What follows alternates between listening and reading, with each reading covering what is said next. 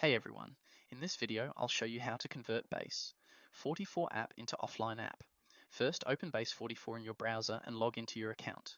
You can start with your existing project or create a new one.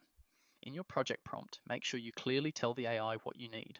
Something like, build an app that works completely offline and should not need an internet connection for any reason.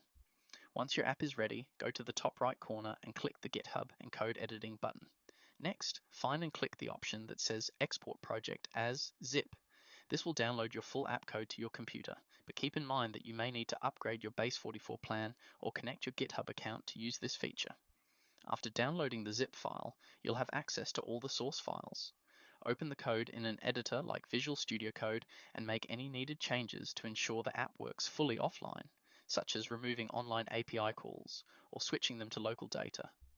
Once you're done, save everything and run the app locally so it operates without an internet connection.